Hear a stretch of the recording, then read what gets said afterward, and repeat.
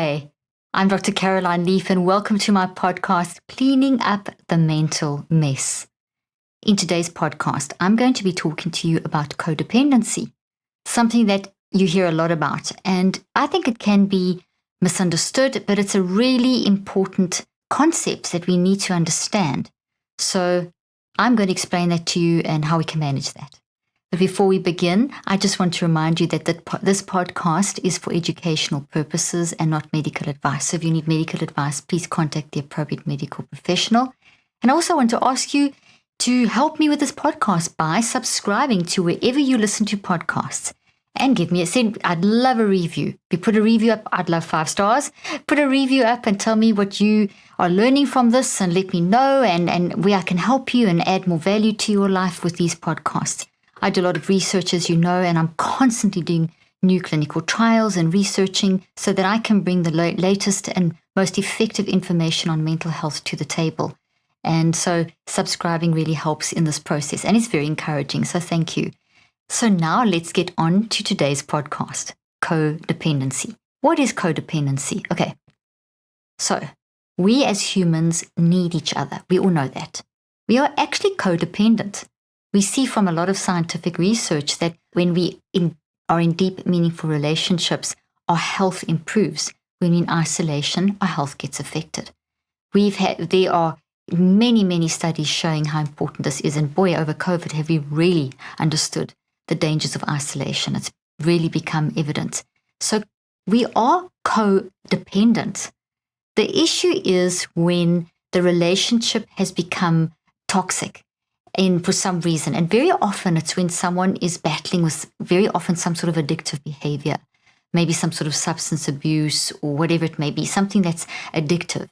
And an addictive behavior is not a brain disease. It is a symptom of an underlying issue.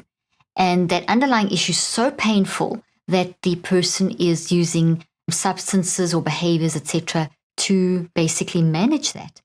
And so one of the ways that a person who's battling with something is that they can become addicted to needing someone else in a way that goes beyond codependent into codependency, where it is becoming kind of toxic, where the relationship is not empowering, it is enabling more bad behaviors between both the caretaker and the person who is the caretaker is looking after, so the dependent so the person who the caretaker is looking after.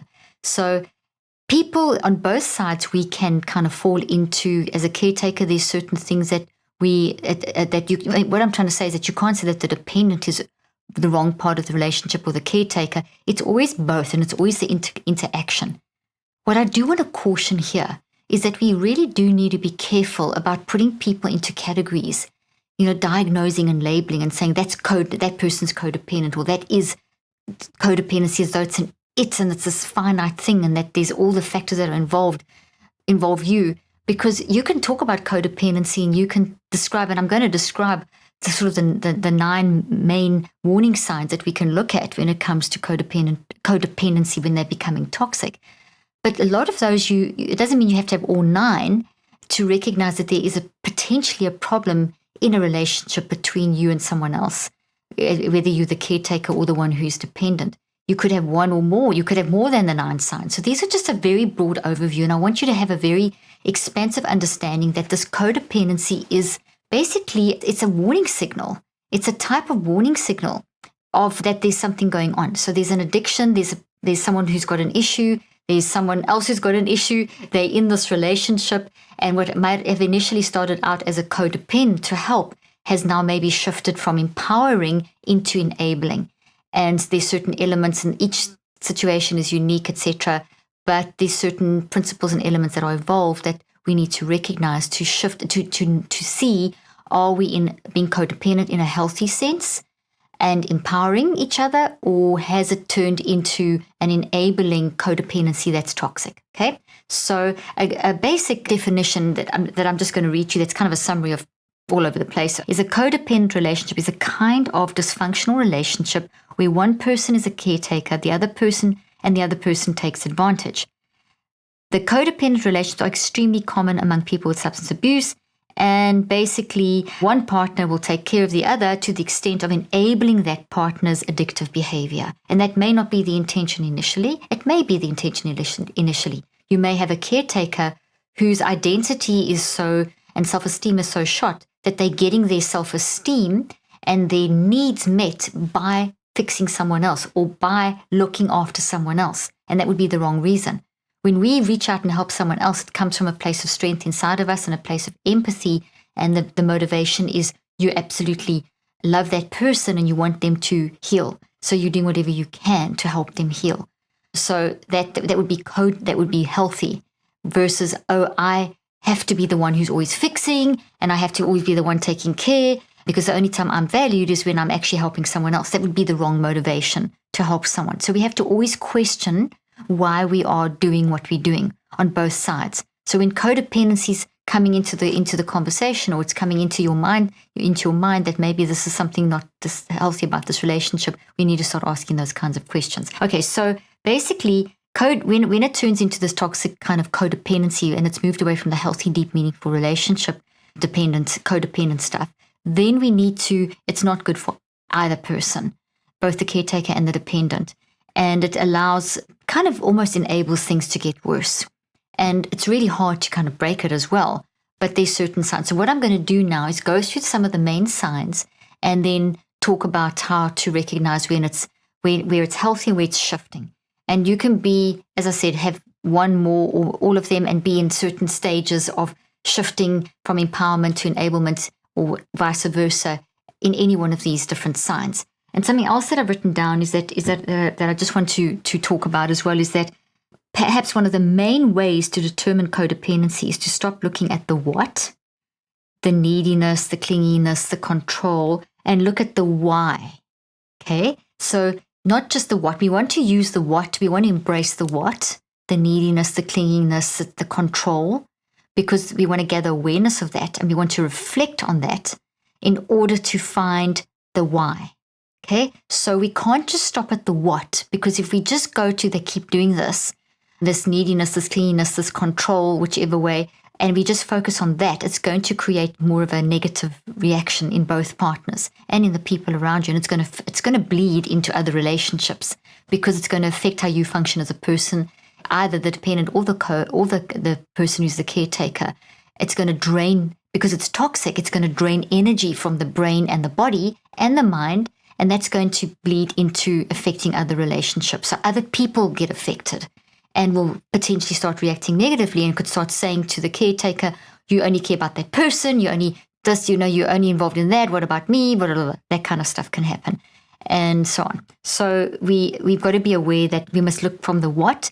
And in the Neuro Cycle, and the Neuro Cycle is a system that I've developed over 38 years of research that I talk about all the time in my podcast. It is how you clean up the mess. The Neuro Cycle is a system that I've developed based on clinical trials, clinical research, over 38 years, a theory, etc. My latest book, Cleaning Up Your Mental Mess, has a great explanation plus practical how-to of the Neuro Cycle, and my app called Neuro Cycle, which you can download from iTunes and Google Play, is where I literally give you therapy walking you through. And I show that when you use the Neuro Cycle to manage your mind, and in this case, we're talking about using the Neuro Cycle to be able to recognize when you're in a codependent relationship and go from the what to the why and changing that, then you are learning to basically mind manage. And I showed that when you use the app version, you really can get a tremendous handle on improving how you're managing your mind. It doesn't replace therapy, it enhances therapy. But you're only with your therapist, coach, or counselor maybe weekly, whereas you with yourself 24/7. So the Neuro Cycle is an amazing way of helping you manage yourself 24/7 and keep yourself in a healthy place. So the Neuro Cycle's got 5 steps. It's the gather, reflect, 2 writing steps, and an action step. So I'm kind of going to wind those in as I talk about the 9 warning signals. So as I've said, we want to gather awareness of the what, and we want to find out the why. And the why is going to be in the root. So I'm going to show you, here's my toxic tree. You've all seen this. This is a thought, a toxic thought, and here's a healthy thought. Okay, so we're always building every experience, every day, into thoughts in our brain. And I talk about this a lot, so I'm not going to go into that in detail on this particular episode. But basically, the enabling, the codependency, the toxic version is here. inside you and inside the other person, and it's connected and kind of being reinforced. So the energy to keep these alive is happening. This is in the caretaker's head. There's also one in the dependent's head. And as the relationship is in existence, the energy that keeps this thing alive, this volcano inside of us, is coming from each other. So the actual source is coming from a need. So the source of this that is dependent on, that's creating this feedback loop between and energizing in each other, both have got a source. So the reason why you are in a codependency, toxic codependency as a dependent has a because of the roots, the origin, and the reason that you are maybe in a toxic codependency as a caretaker has got a reason. So you both have to do work on yourselves to find out, why am I doing this? And that's what the neurocycle will do. The neurocycle helps you to recognize that you're in this toxic enabling feedback loop that's not helping either of you. And then you're going to each have to create the space to actually then go and sort out, deconstruct and reconstruct into a healthy tree so that your relationships now become this. And that will take time. It will take cycles of 9 weeks. It may take multiple cycles depending on how long this has been going on, how complex each of your source traumas are, experiences are. These basically are traumas.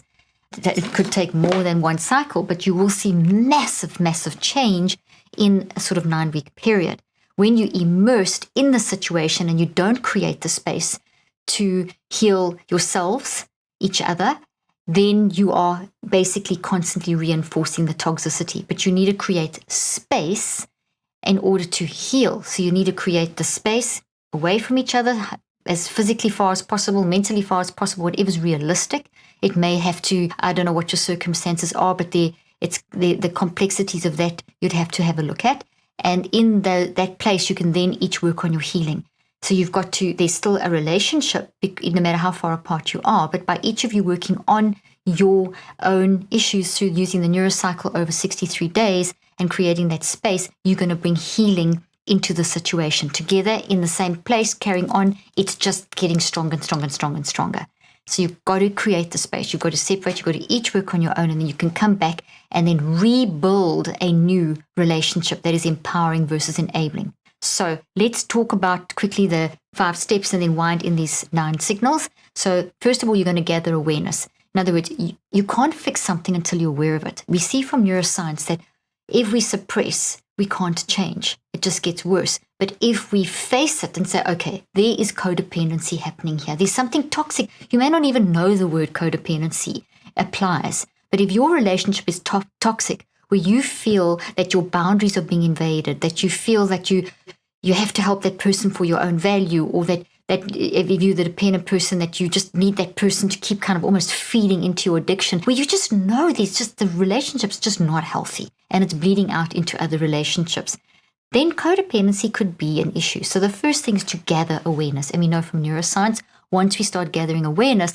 then this becomes weakened, malleable, changeable. We can change anything. That doesn't have to stay like that. But the change comes from awareness, going through the 5 steps to deconstruct and reconstruct. So you're embracing through gathering awareness, and then you are processing through this whole understanding of the 5 steps, and then you are reconstructing over, embracing, processing, and reconceptualizing over time. And it takes cycles of 9 weeks, not 6, 9 weeks, which is 63 days to rewire the brain. Okay? It's not going to be rewired and stabilized in 1 or 4 or 7 or even 21. We often think it's 21 to build a habit. No, because this is a pattern, a neural pathway that has been set into your brain by your mind. It's also in the gravitational fields of your mind, and it's in every cell of your body. So in order to change the cells of your body, what it looks, that codependency looks like in your body and your brain and your mind, you are going to have to take those cycles of 63 days to do that. Okay, so the first thing is to gather awareness of this codependency. Start bringing it up and recognize this relationship's a mess. Okay, so I need to now start gathering awareness of what is messy about this relationship. So now you need to look at these signals. And signals come in 4 groups. And the 4 groups are the emotions. What are the emotions that are happening? So is there frustration? Is there anger? What are the emotions that you are feeling as the caretaker, you are feeling as the dependent, okay? And that maybe people around you are noticing. What are the behaviors that you as the caretaker are doing and that you as the dependent are doing? What does your body feel like as you're in this relationship? Because your body also is storing it in all your genes. So you've got that memory in your body. So your body is feeling it because your brain and your body and your mind are feeling it. And the feeling is the signal of you to pay attention to it, to fix it. Okay, so we've got to listen to the data from our brain, the data from our body, and the data from our mind, which are in our thoughts, which come through the signals in order to be able to change it. So we listen to our emotions data, we listen with signals, we listen to what behaviors we're doing, we look at those, we look at what's going on in our body, and we also look at our perspective. When you're in that codependent relationship, are you thinking this is hopeless, life sucks, this is terrible, I can't handle this, it's frustrating, I hate life, I can't do this anymore? What is your perspective, overarching perspective, as from being in this relationship? And if it's very negative and toxic, those 4 signals are pretty easy to identify. So, okay, the relationship's uncomfortable, I gather awareness of that. Now I go a little deeper and I gather awareness of those signals. And then you start going even deeper, and you start reflecting on and asking, answering, and discussing with yourself, why am I feeling like this, doing these behaviors, feeling this in my body, and have this perspective on life? What is that? And then that will take you into the thought. And inside the thought, we're going to start seeing these more specific signals. So those main category signals will then play out as specific signals. And those specific signals, there's more or less 9 that are going to be embedded within this part of our thoughts, in both the caretaker and the dependent. And those more specific signals are kind of like how we're interpreting the relationship and how it's playing out. And those come from something. They're attached to the source. So as you look at the signals, you can then start more specifically, you can then, from that reflection, you can start writing down, and then you can start checking what you've written down. So the writing down step is a big jumbled step where you just pour all the stuff that you've gathered and all this information that you're reflecting on onto the page in a form of a metacog, which is a way of organizing information that really, really gets you thinking deeply. I tell you how to do it in my book and app. And then the 4th step is recheck, where you are really trying to make sense of all this stuff. And then the 5th step is an action. And you do these 5 steps for around about 7 to 45 minutes a day for 21 days. And then for the next 42 days, you do them for around about 5 minutes a day, which then, and at the end of 63 days, you've created a strong enough new thought that is now looking like this, that is now going to help you function at a higher level, at a different level, and the other person to also function at a different level, so that you've basically got now healthy thoughts working together as opposed to toxic. Okay, so let's look at these warning signals that are going to start showing up as you go through the 5 steps. So they show up in the reflect and the write and the recheck. And then the action is you take all that information that you're gleaning each day, and you turn it into a little action. You will not solve this in one day. So I'm giving you a big arching overview. You're not going to solve all these 9, the detail that I'm going to give you now. It's not going to come in one day. It's going to come over the 63 days. So this is something that you're working on. You can then listen to this podcast, get the Neuro Cycle app, and you can slowly put all this information and spread it out over that period of time. Okay, so first thing is people pleasing. Okay, so that's a signal. So as you reflect, you say, okay, I'm kind of people pleasing. So what does that look like in codependency? It's normal to want people to like you. So there's nothing wrong with that. We codependent. We like that. And we also want our loved ones to be happy. I hate seeing my kids and my husband sad or unhappy or frustrated or worked up or in battling. I want them to be happy, okay? But there is a difference between having these, and having to please people all the time, okay? So people pleasers often feel like they have no choice but to keep other people happy. And that's the difference. So you want to keep people happy, versus in a sort of balanced, like, normal human way, versus I have to keep people happy. Can you see the difference? So as you start reflecting and writing and rechecking, you need to start asking yourself, am I in like just a normal, I want people to be happy. I want to please people. I want to do nice things and give them flowers and spend time with them and encourage them? Or am I feeling it's my duty, I have to please people? The only way that I'm going to be accepted is I have to please them. I have to do everything to make them happy. It doesn't matter what I need. It doesn't matter if I'm very unhappy in making them happy. I just have to make them happy. It's the only solution to this problem. Then you are in people pleasing. That's toxic. That's going to create codependency, the toxic version. Okay. So it's when you don't want to say no, when you compromise your values, when you know you shouldn't be doing that, when you're trying to do something and you want to just have some time out on your own, and that person needs you, and okay, I've got to please them. So I'm not going to have that time out on my own. I'm going to do whatever. You suffer, the other people around you suffer. As I keep saying, it's going to bleed over into other relationships. Okay. And that basically is going to interfere substantially with your own needs. Okay.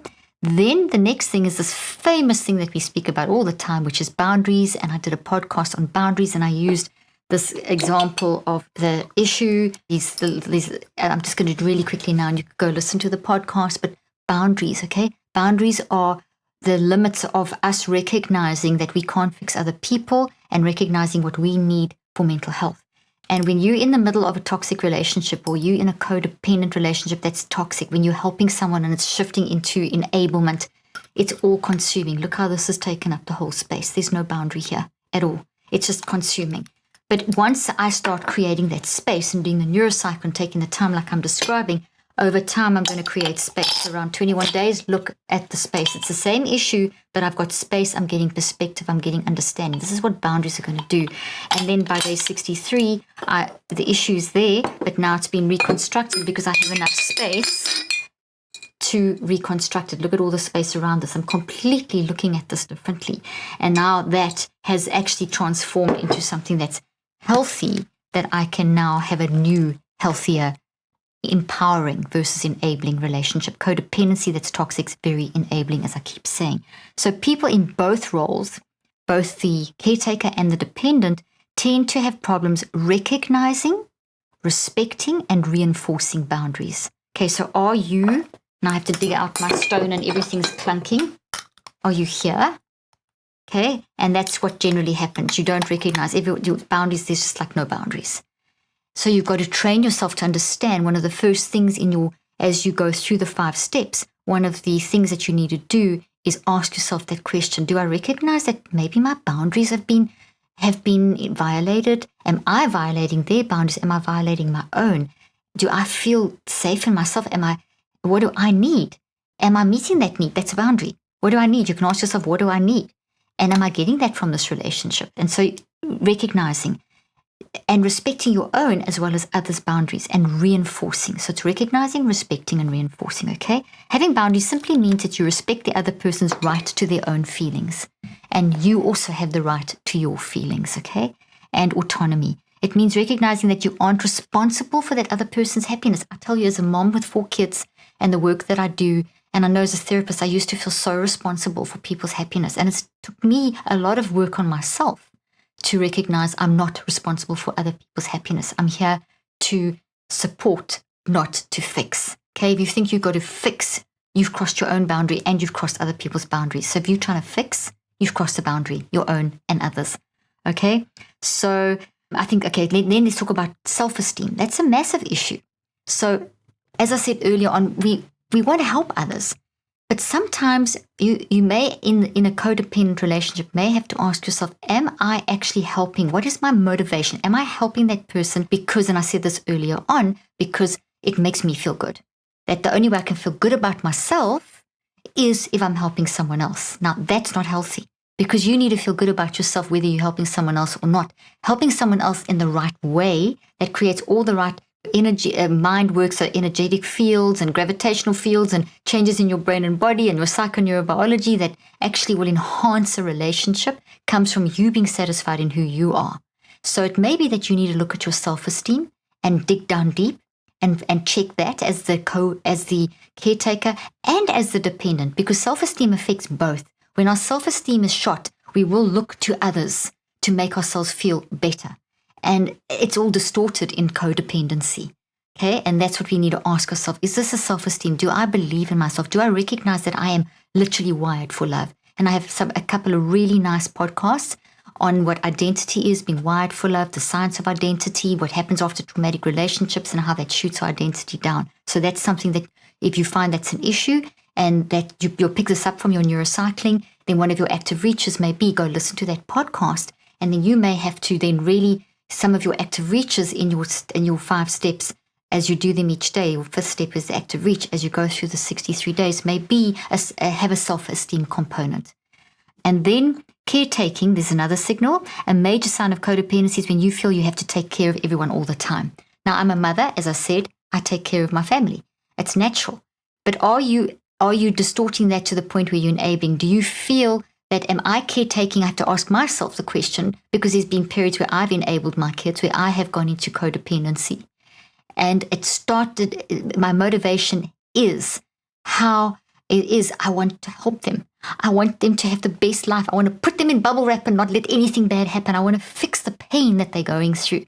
And in that desire to do it, I can get to the point, because I'm in the field that I am and I'm being very open and honest, I then want to fix. Now, as soon as you want to fix, as soon as you think, okay, I'm the caretaker, if I don't care for this person, if I don't do these things, they're not going to be okay. As soon as you do that, you're stepping into enablement and not empowerment. Because as I say over here, is if you feel you have to take care of everyone all the time. That's not the case, because no one can do that all the time. You've got to take care of yourself, and there's certain people you can't take care of. And taking care means also letting a person take care of their own self. So you can't do everything for a person. So to elaborate that, this typically can come from childhood, where maybe a child had too much responsibility too young for whatever reason in the relationships at home that were maybe unstable and not healthy or whatever. And so that stems through that. In other words, you've always got to be the one caring, but it exhausts you. And the signs are you physically and mentally exhausted. Are you wearing out? Are you worn out? Are you overwhelmed? Those are the kinds of questions you can ask as a caretaker. Reactivity, another one. When your identity is based on pleasing others, people pleasing, then you will feel very responsible for everyone's well-being. Okay. And you might find yourself reacting to situations rather than acting out of your own volition. And what that means is you might find yourself being very defensive or internalizing criticism. So in other words, your reactivity increases. So if you are overreactive and you feel like you keep having to defend yourself and justify, then that reactivity is a sign that relationship has gone into enablement and not empowering. You feel like you need to defend. It means that you're actually doing too much. And that feeling of, I'm doing so much, how can you not see what I'm doing? I've done this. Okay, so I know what I'm talking about. And I've seen this in my patients, and it's in the research so it doesn't make you bad. It's just that's you showing up because of that. So why are you reactive? Once again, you've got to look at the why of the what. The what is the reactivity. The why. Why are you reactive? Why you feel like you're depending? Is it that self-esteem issue? Is it that thing from childhood? What is that root? And that's what you have to do the work to find out why you are reactive. And I honestly found out that combination of the people pleasing and caretaking, all of these things that I have shared with you, I was driven very much by the work of the field that I'm in. I honestly felt like I had all the answers. That if you just did this, it would be okay. And I had to stand back with my own family and my friends. As a therapist, it works to facilitate. I know exactly how to facilitate in therapy, but with your own family, boundaries get crossed, and you can then step over into these kind of things and be overreactive. And I know that my kids would often say to me, you're being so reactive. You're justifying, you're validating, you're defending. You don't have to defend. And I used to get frustrated with this, saying, I'm not justifying. I'm just, look what I've done. But you don't have to, as soon as you start saying, look what I've done, that's a justification. That's a validation. That's a defense kind of thing. It's a reactivity. And it's great. Grab it. I grabbed that, and I saw that that's what I was doing. So I pulled back. And now I'm not as reactive. Now I've learned to not be so defensive. I don't have to. I don't feel that need, because I've moved out of enablement into empowerment in those various relationships. Okay. So poor communication, a codependent mindset makes it very hard to communicate effectively. And that's why I was saying that consuming thing, it's very often where a therapist is great, family therapy, And space is essential. You've got to give yourself space. When you have space, you have perspective.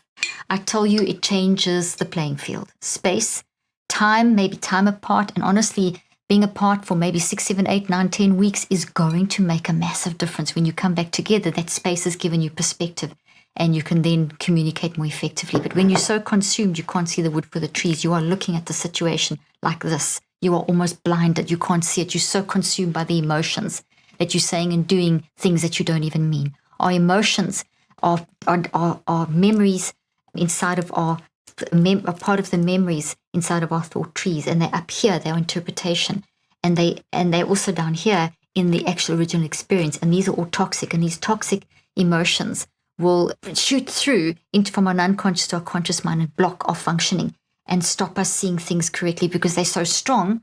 And then when we see them out of wisdom, we can react and say things that we would never dream of saying.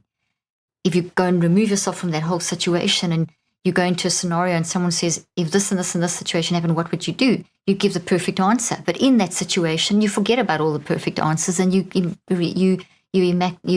communicate incorrectly and you say things that you don't mean. Somewhere, someone said, and it's the worst thing that they could have said, was it something that you would have heard this many times, is that when you're angry, the truth comes out. No, it does not. When you're in a highly charged state, you're going to speak from toxicity, and that's not the truth. That's not who you are.